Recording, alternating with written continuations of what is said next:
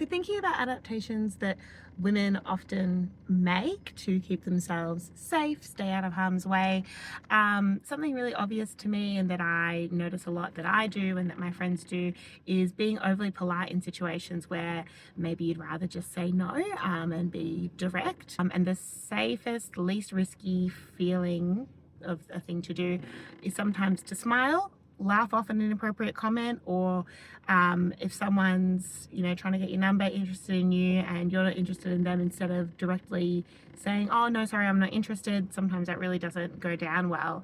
So you might just say, oh, I'm really sorry, like, you seem lovely, I actually have a boyfriend, because that hypothetical man, whether you have a boyfriend or not, is often respected a little more than just your flat no. One of the hidden adaptations that women do is sort of the art of pandering. And by that I mean pandering to emotions, pandering to ego, etc. I don't particularly like doing this with men. It feels manipulative, but it is a hidden adaptation that has to be utilized at times in order to work. Shrinking our achievements so that others feel comfortable.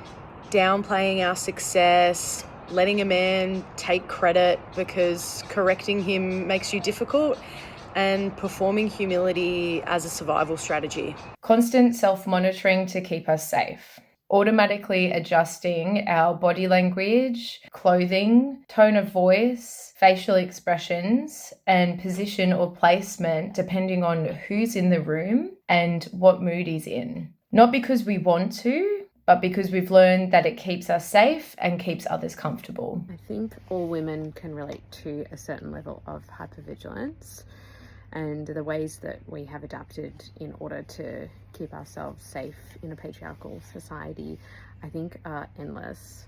Whether that be not walking alone at night because we don't feel safe, or if we do walk home alone at night, it's constantly looking over our shoulders, putting our keys in between our fingers to use something makeshift to protect ourselves, sharing live locations in ride shares, or choosing really strategically who we sit next to on public transport.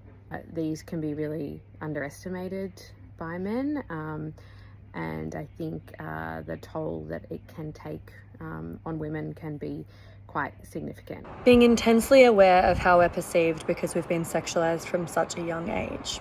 For example, being told to cover up, getting attention from men when we wear certain things, being wolf whistled on the street when we're walking to school in our school dress, being praised for being pretty, ooh, she's gonna be a looker. Noticing how our bodies are looked at and talked about before we're even old enough to understand sexuality. I've got really good at managing the emotional needs of my whole family, including my partner and my 2 children. The social calendar, thinking about what we need to pack for every single event. We will hold the emotional labor, the mental labor. There is a lot of self-sacrificial and overcompensation behavior that a lot of women have to engage with. Pushing through pain and our own intuition, because doctors dismiss our pain and symptoms. People tell us that we're being dramatic, and the medical system is constantly gaslighting us. Concealing, moderating or suppressing our emotional expression, especially at work, to avoid being labelled as too dramatic, too emotional or too sensitive, and having our perspective shut down. Meanwhile, the same emotional expression in men is often seen as assertive and confident. Faking orgasms because of men's fragility. And let's be honest, it's way easier than dealing with his discomfort or negative reaction.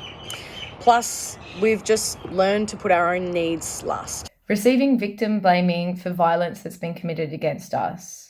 What were you wearing? Why were you alone? Why didn't you just leave? Because we've learnt that to kick up a fuss will make us even less likeable, be considered more dramatic, and less worthy of being taken seriously or being worthy of sympathy. This habituation to victim blaming in our culture means that most of us don't report sexual harassment or assault because it will only lead to more suffering and harmful consequences for us.